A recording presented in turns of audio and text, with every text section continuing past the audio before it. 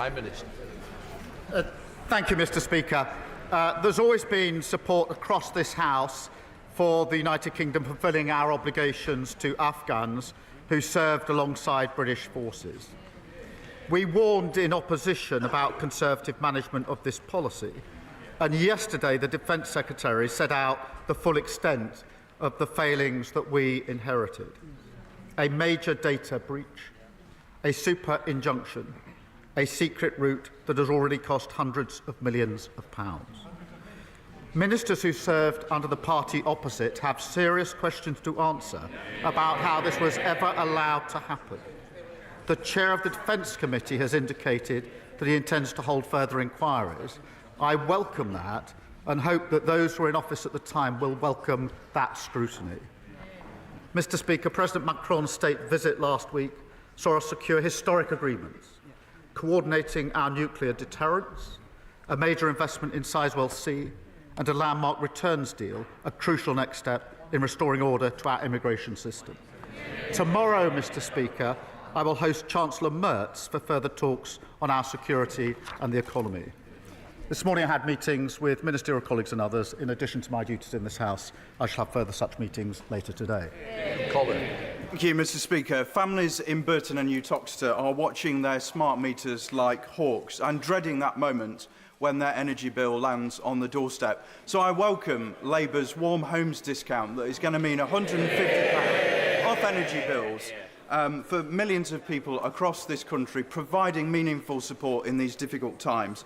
Can the Prime Minister set out how this is going to help support families in my constituency and around the country? Prime Minister. Well, I thank him for his question. I, of course, met his constituent Nicola in her kitchen, and she told me about how hard she's working to support her 3 children, but the past decade has let her down with false promises and public services are wrecked. Mr. Speaker, she told me about the difference the Warm Homes discount will make, £150 off energy bills, and she had a meter, if I recall, in her kitchen recording how much energy she was using. And it would make all the difference to her, is what she told me. And I promise Nicola, my honourable friend, there's much more to come. Leader of the Opposition, Kemi Bedouin. Thank you, Mr. Speaker. Yesterday, the head of the OBR warned the government that higher and higher levels of taxes are bad for growth. Does the Prime Minister agree? Prime Minister. Mr. Speaker, I'll tell you what's bad for growth. 14 years of a Tory government. That's what the stagnant growth for 14 years, leaving a £22 billion black hole. What we've achieved, Mr. Speaker, in the first quarter of this year is the highest growth in the G7, something we promised before the election. Investment of £120 billion into this country, which is a record in the first year of any government, and 3 trade deals, all of which will boost growth. Mr. Speaker, he's talking about what he achieved. We just heard that inflation is up again, the worst in the G7. We left him with 2% inflation. We have borrowing up, unemployment up, taxes are up under his government. The fact is the Prime Minister doesn't get it, so let me tell him. His budget last year had high taxes. That's why the economy is contracting. But, Mr. Speaker, the government has said that they won't put up taxes for people on modest incomes. But they also seem incapable of explaining who is in that category. So can the Prime Minister clear up the confusion and tell us what he thinks a modest income is? Prime Minister. Mr. Speaker, I think of the working people across this country who put in every day and don't get back what they deserve, and that's who we're working for. That's who we're fixing the country. The sort of people that work hard but haven't necessarily got the savings to buy themselves out of problems. And, Mr. Speaker, that's who we're working for, and that's why we put the national living wage up. That's an extra £1,400. The national minimum wage up, that's £2,500 a year. The triple lock, Mr. Speaker, that went up pension up £470. And of course we're extending childcare, opening free breakfast clubs and free school meals. We know exactly who we're working for. She comes here every week and just talks the country down. Mr. Speaker, I'm not talking the country down, I'm talking him down. I asked asked him what a modest income was, he answered what a working person is. He doesn't know what a modest income is, and even on working people, they cannot define it. The Chief Secretary to the Treasury said that working people are people who don't get a payslip, but millions of self-employed people don't get a payslip. So are the self-employed next in line for a Labour tax rate? The self-employed were the very people who suffered under their watch, repeatedly suffered under their watch, particularly if I remember during COVID, and when they didn't get the support that they needed. But she talks the country down, she cherry-picks. We have created, Mr. Speaker, since we've been in government, we've created 380,000 jobs, the employment rate is up, and inactivity is down, the complete opposite of what we inherited. I don't know where these 3,000 jobs are coming from. Unemployment has gone up every month under his government. And perhaps he should speak to farmers and small business people and find out what those working people think about his government. But, Mr. Speaker, that's not all. We know the Chancellor is launching a review into pension contributions. It's as clear as day why this is. It is because the government is considering taxing them. Does the Prime Minister agree with me that a tax on pension contributions is a tax on working people? Prime Minister. Mr. Speaker, we made absolutely clear manifesto commitments, which she asked me about last week and we're keeping to. I'm not going to write the budget months out from the budget. But, Mr. Speaker, I'm proud of the decisions that we took to invest in our NHS, to invest in our public services, all the decisions that they opposed. And it's no wonder that after a first year of a Labour government, business confidence is a 9-year high. That's longer than she's been in government.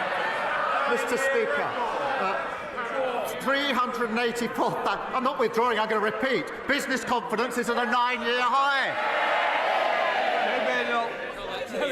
Mr. Speaker, he says he's not going to write the budget, but his Chancellor is on the front of the Daily Mirror talking about what she's going to do on taxes. So why can't he do the same in the chamber? Yes. But I asked him about pension contributions. The truth is he doesn't want to talk about pension contributions. It's all right for the Prime Minister. He has his own special law to stop his personal pension from being taxed.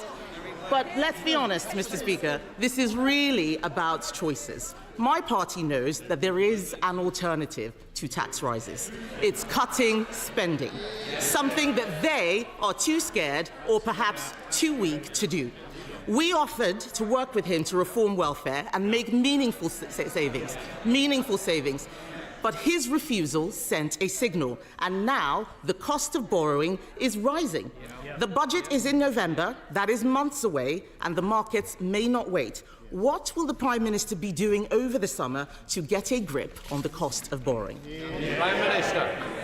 Mr. Speaker, they left the most incredible mess in the economy, and now they think that they can lecture others. I think just last week their chairman said that they've done the necessary apologising for the 14 years of failure. They've done the necessary. I didn't hear an apology for the lowest living standards in living history. I didn't hear an apology for the £22 billion black hole. I didn't hear an apology for the Liz Truss mini budget. So maybe she should like to stand up and make that apology now. Mr. Speaker, he's not doing... Yes. Mr. Speaker, he's not planning on doing anything this summer to fix the economy. The shadow of the last budget is hanging over the entire country. Just yesterday, only the Conservatives supported the two-child benefit cap, because only the Conservatives believe in living within our means. Not Labour, not the Liberal Democrats, not Reform. But it's the end of term, Mr. Speaker, so why don't we go through his end-of-term scorecard? The economy is contracting. Inflation, highest in the G7. Unemployment, up every month under this government. Spending, out of control. Borrowing costs, more expensive than Greece. And this is just the first year, Mr. Speaker. The Labour Party should be ashamed of what it is doing to the country.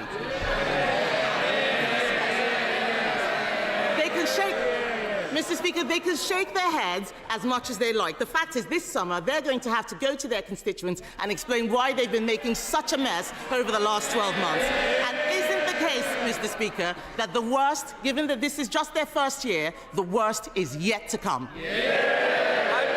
We happily going to go to our constituents. We're going to tell them we promised 2 million extra NHS appointments and we delivered 4 million extra appointments. Mr. Speaker, I've got to upgrade that. It's now 4.5 million extra appointments. So we're going to tell our constituents that. Then we're going to tell them about the free school meals we're rolling about, the free breakfast clubs, the free childcare and school uniform costs. We'll tell them about that. And then when we've done that, we'll move on to affordable houses and tell them about the £39 billion we're investing. When we finish that, we'll tell them about the rail and road upgrades across the country, the £120 billion investment, and of course the 3 trade deals. And Mr. Speaker, we're only just getting started.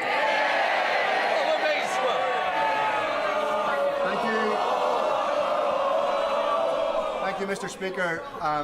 The Prime Minister will never know exactly how much it meant to victims of the Troubles in Northern Ireland from right across society when he came, looked them in their eyes and promised them that no murderer would be immune from prosecution. Can he tell us when the last time he spoke to the Taoiseach about the shared approach to this issue was, and can he recommit today to those victims to ensure that no murderer will be seen as above the law? Prime Minister. Mr. Speaker, this is a really important issue. Can I begin by saying I have a profound respect and debt to our veterans who served. This is a complicated issue, and we've got to get this right. Veterans are at risk because of the false promises of the last government. Let's be clear. They made a false promise of immunity that does not exist. It was unlawful, it was struck down, and it was undeliverable. Their failed Legacy Act leaves veterans exposed with no settled process.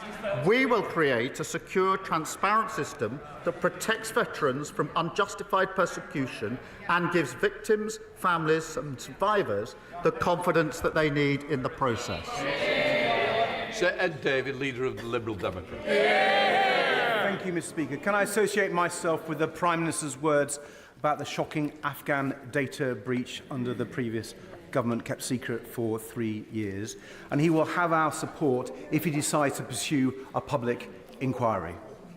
Mr. Speaker, I know the Prime Minister will agree that the shocking rise of anti-Semitism we have seen since Hamas's October the 7th terror attacks has no place in our society. British Jews should not have to live in fear of hatred, racism and abuse on our streets or online. A new report from the Board of Deputies Commission on Anti-Semitism, chaired by Lord Mann and Dame Penny Mordaunt, has set out 10 recommendations to tackle this appalling scourge. Will the Prime Minister study this report, and will his government respond to it in full? Prime Minister. Yes, we will, and we must fight anti-Semitism wherever we find it, as we must fight all hate offences, crimes and incidents wherever we find them. Sir Ed David. Can I thank the Prime Minister for that reply? I hope we will see more action to tackle anti-Semitism. But turning to the Middle East now, Mr. Speaker, the world is looking on in horror at the scenes from Gaza.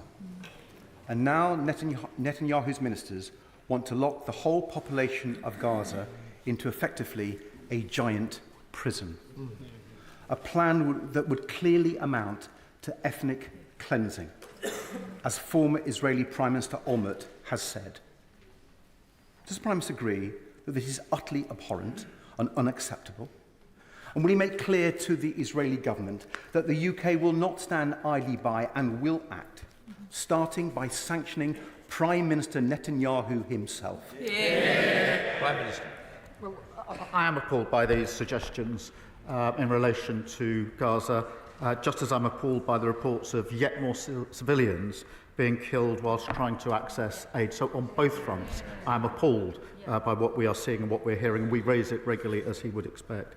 In relation to the civilians being killed, I would expect them to be fully and transparently investigated with full accountability for any failings. And Israel must clearly put in place measures that properly protect civilians in line with international law. And that is the case we're pressing repeatedly.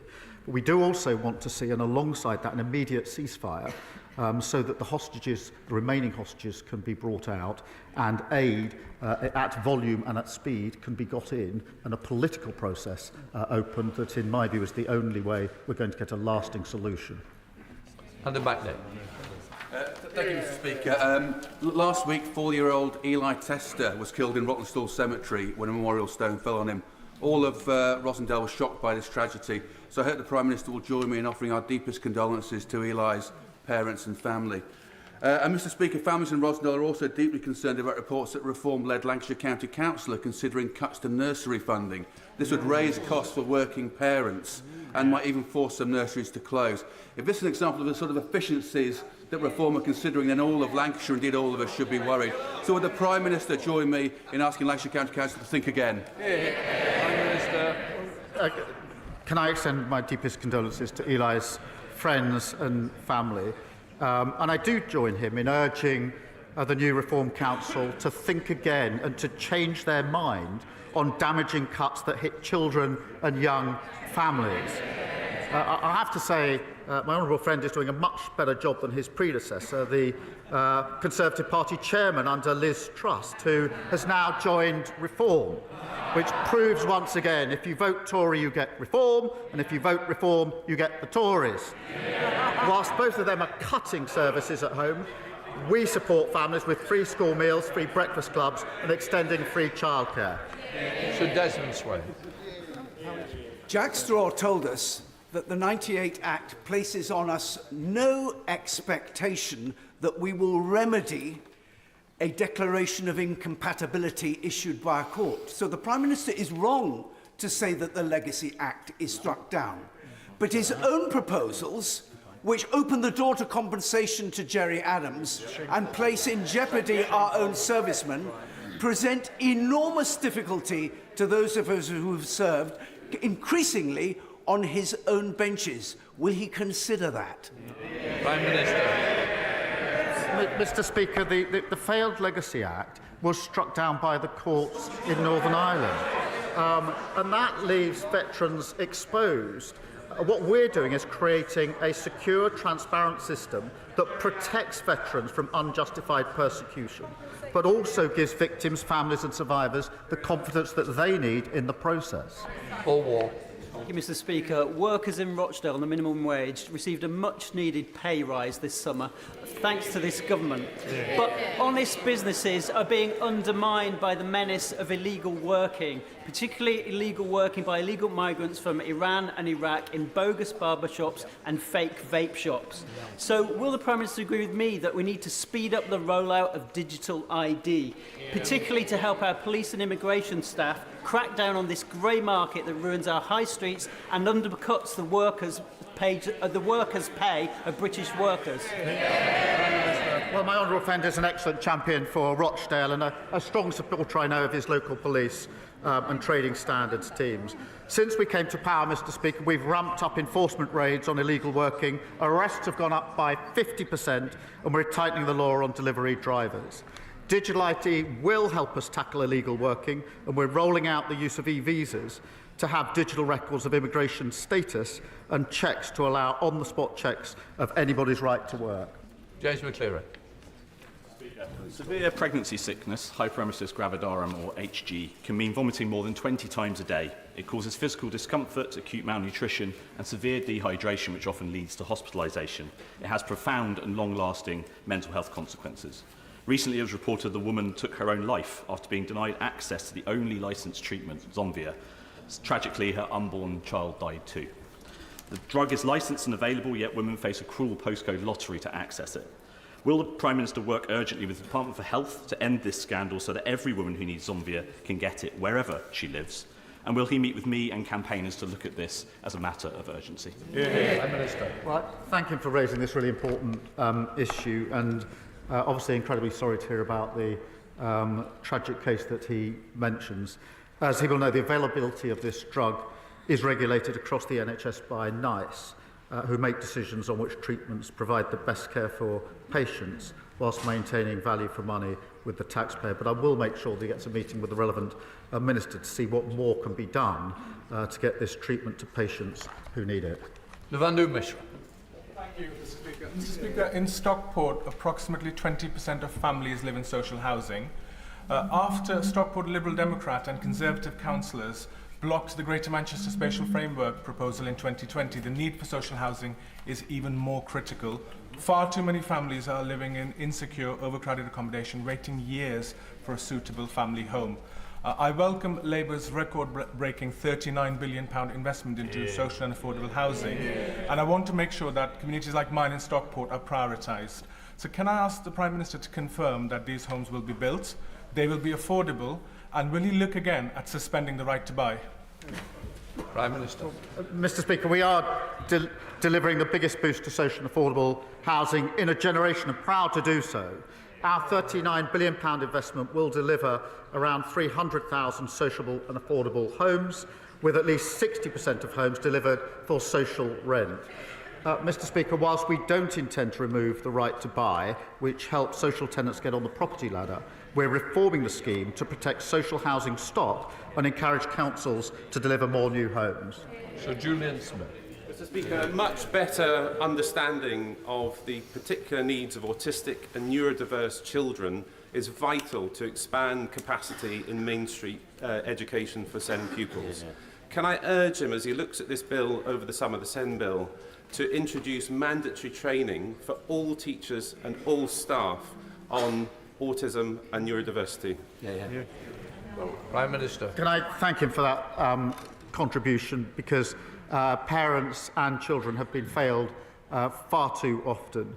We are committing an additional £1 billion into SEND, but there must be meaningful reform alongside it, and new teachers must have the appropriate training.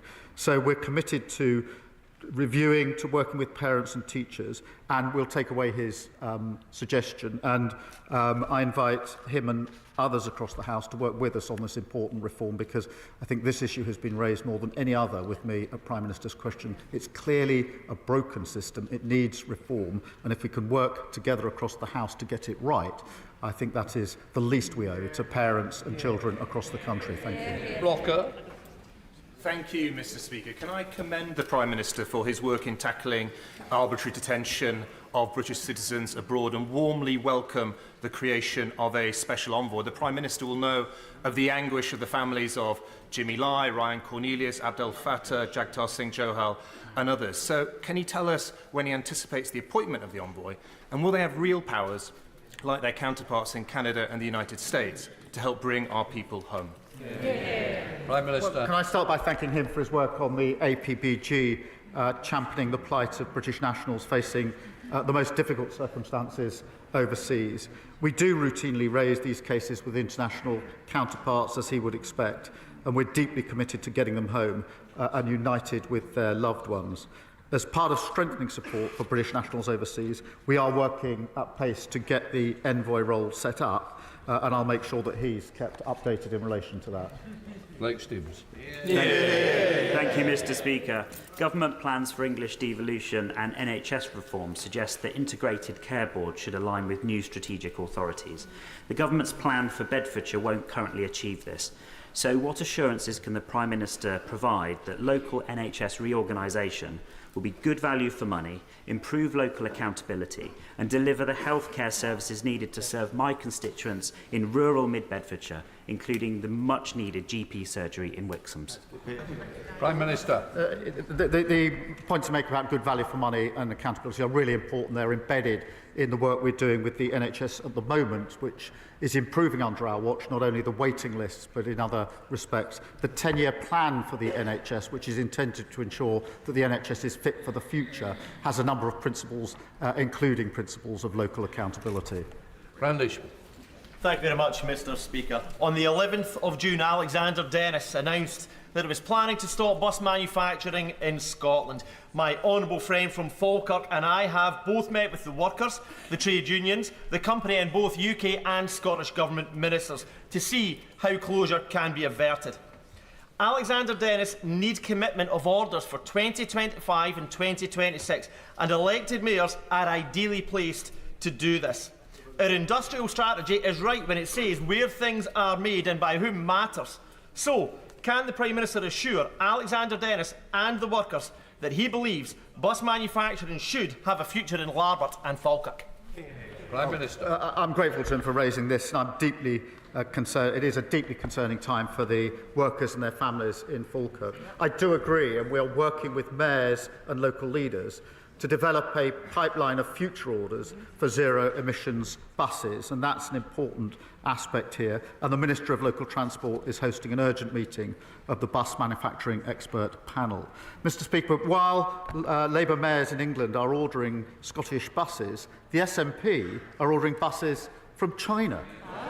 Just like they ordered ships from Turkey and Poland, not Scottish shipyards. The SNP should be backing Scottish workers. Graham Stewart.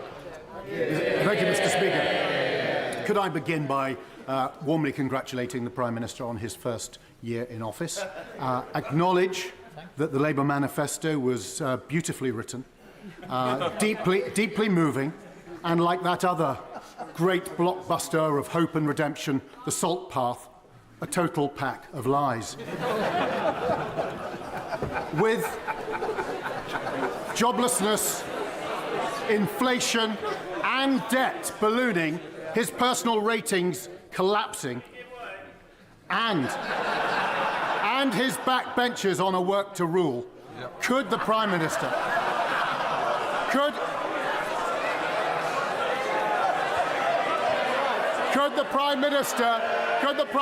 recommend? Come on, let's get on with the question. Could the Prime Minister recommend a summer recess read in order to take all our minds away from the calamitous journey on which he and the Chancellor have embarked?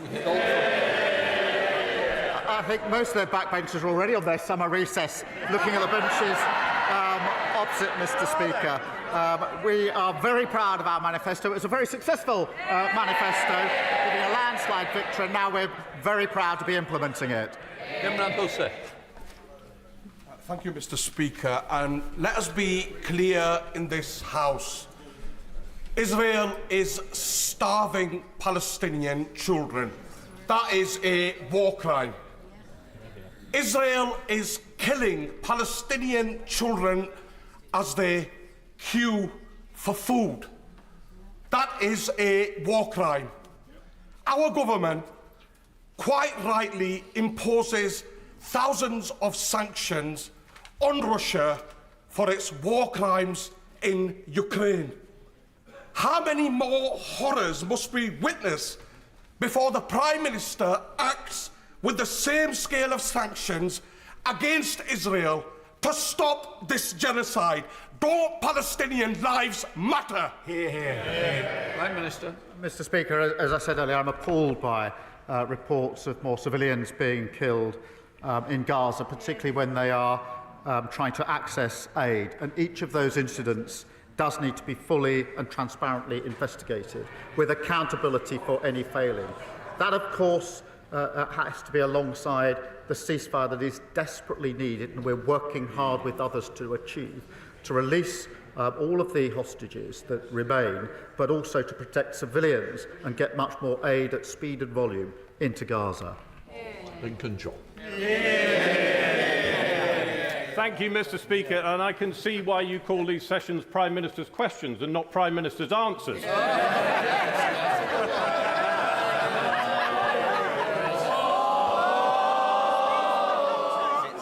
If it carries on, there will be no more. Come on, Lincoln John. Thank you, Mr. Speaker. Following the magnificent success of the England cricket team earlier on this week, and the triumphal return of Mr. Jofra Archer, would the Prime Minister agree that what he needs to get from his ministers over the next 12 months is more pace and less spin? Prime Minister. My ministers have delivered on the NHS, on the economy, on rail, etc. He needs a break. Thank you, Mr. Speaker. Successive Conservative governments failed to invest in the North East's transport infrastructure, whilst the Labour government is already changing that with the £1.8 billion recently secured for the region. Upgrading Moor Farm and Seaton Burn roundabouts can build on that, unlocking growth and it's supported by local people and businesses. Does the Prime Minister share my disappointment that rather than support my campaign for upgrades, the Conservative leadership in Northumberland County Council are actively undermining my lobbying efforts to deliver this game changer for the North East?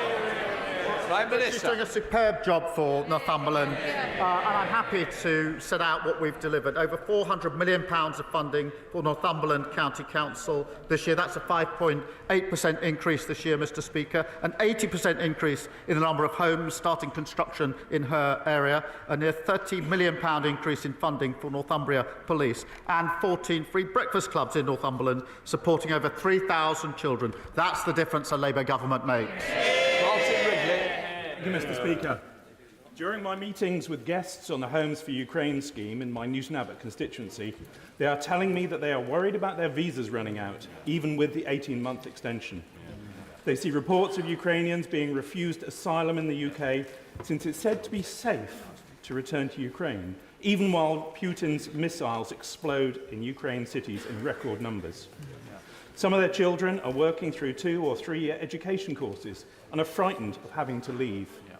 Will the Prime Minister meet with them and myself to hear their plight and offer them some hope in this uncertain and dangerous world?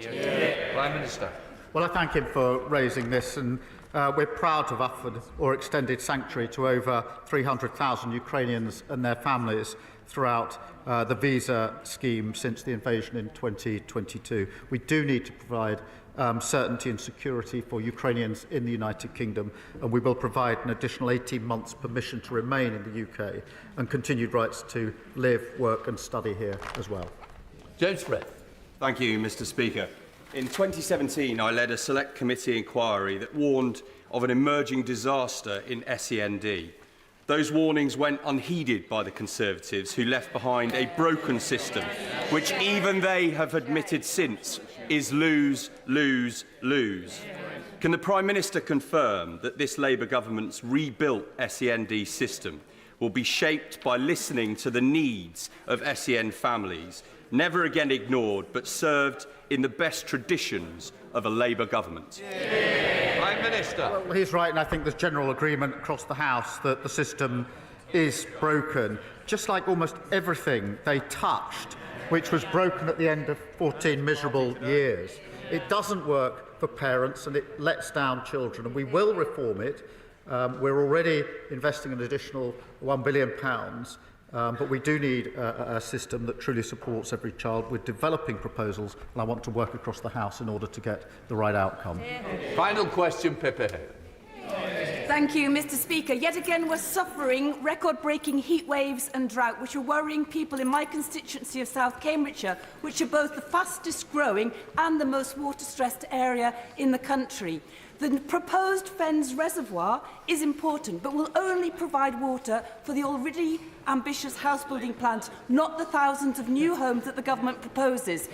Does the Prime Minister agree with me that the water crisis in Greater Cambridge is a deal-breaker for the government's growth plans, and will he help me urgently convene a ministerial roundtable with the Cambridge Water Scarcity Group? She's right to draw attention to the drought and the question more generally of reservoirs. It is shocking that a new reservoir hasn't been built for a very, very long time, not at all in the previous 14 years. We are rebuilding now, and we're doing that alongside the infrastructure and housing that we also need to build, and we'll work across the House on that. We'll let the front benches change over.